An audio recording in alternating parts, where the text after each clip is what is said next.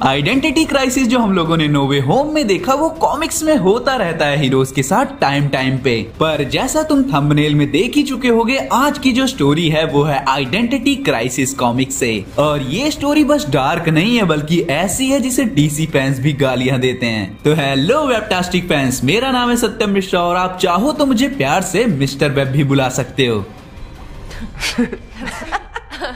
Wait, no, seriously, what's your actual name? तो समय को सर आंखों पर रखते हुए चलिए शुरू करते हैं। तो इस स्टोरी की शुरुआत ही होती है जब क्लार्क और उसकी माँ मार्था के बीच नोक-झोंक चल रही थी और मार्था बोलती है कि बैटमैन अपने पेरेंट्स के साथ ऐसा कभी नहीं करता होगा। पर ये जोक डार्क होते हुए भी इस कॉमिक का सबसे लाइट जोक था जो आगे आने वाले हैं उनसे। तो ये कहानी है राफ और उसकी वाइफ सू के बारे में।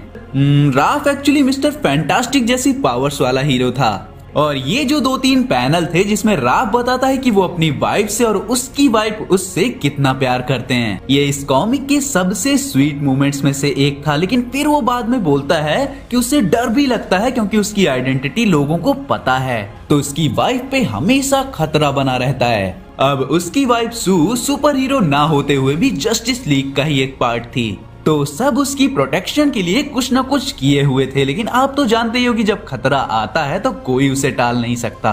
और राफ के साथ यही हुआ। जब वो घर पहुंचा, खतरे का अलार्म बजते ही तो घर पे उसे मिली उसकी वाइफ की जली हुई लाश। और ये न्यूज हर सिटीजन, हर हीरो तक पहुंच गई कि 20 साल से शादीशुदा सबके फेवरेट कपल के ऊपर ऐसी ट्रेजेडी आ गई। पूरी जस्टिस लीग और बाकी के सारे हीरोज वहाँ पे थे। वो दुखी और गुस्सा थे कि ये किया तो किया किसने। वहाँ कुछ हीरोज जैसे green arrow, black Kennedy, Jatana, ये सारे राफ से अकेले में मिलते हैं और वो सारे के सारे बदला लेने के लिए तैयार थे। उन्हें डॉक्टर लाइट पे शक था और राफ को भी। पर तभी वहाँ वैली और काइल आ जाते हैं और वो उनसे बोलते हैं कि तुम लोग अकेले अकेले क्या प्लानिंग कर रहे हो।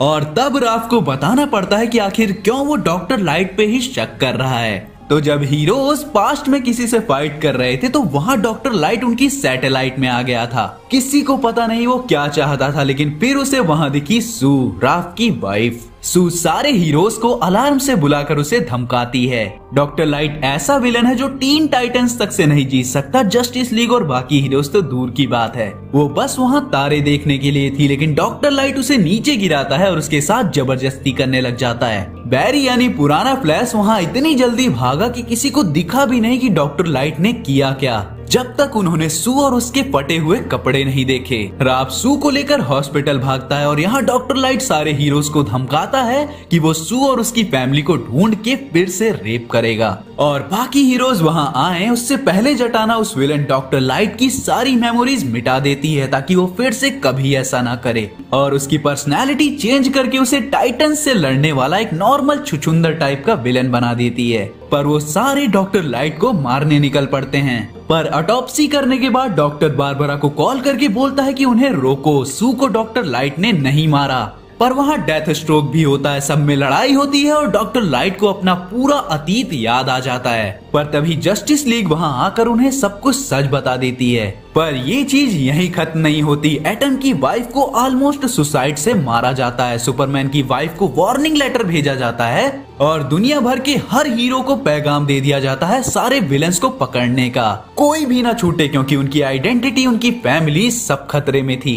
हीरोज और विलन्स के फैमिली वाले मर रहे थे। पर ट्विस्ट यहाँ आता है जब वैली बोलता है कि जब डॉक्टर लाइट की मेमोरीज वापस आ रही थी तो मेरे ब्रेन में भी प्रोजेक्ट हुई थी और उनके मुताबिक वहाँ एक और इंसान था जिसके बारे में तुमने नहीं बताया, बैटमैन भी वहाँ था। तो ग्रीन एरो बताता है कि हमेशा की तरह बैटमैन डॉक्टर लाइट को पकड़ने और राफ और शू को हॉस्पिटल भेजने के बाद वहाँ से चला गया था। पर फिर वो वापस आया और वो हमसे लड़ने लगा। तो बहुत बड़े आर्गुमेंट के बाद हम सब ने फैसला लिया बैटमैन की मेमोरीज भी मिटाने का। बहुत सारे डिटेक्टिव वर्क के बाद सारे पॉइंट्स जाते हैं रे पामर यानी एटम के घर की तरफ। पर ये एटम नहीं था और उसकी वाइफ के एक गलत वर्ड से वो समझ जाता है कि ये उसकी वाइफ थी जिसके पास एटम का पुराना सूट था। वो बोलती है कि वो शू को मारना नहीं चाहती थी, वो बस चाहती थी कि अगर उसके साथ कुछ ऐसा हुआ तो सारे हीरोज अपनी वाइफ के पास आ जाएंगे। और डाइवोर्स के बाद मैंने तुम्हें बहुत मिस किया, तो इस होप में कि तुम मेरे पास वापस आ जाओगे मैंने ये कदम उठाया।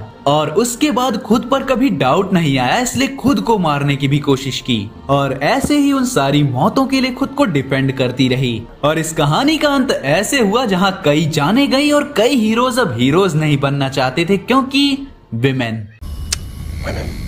I'm kidding.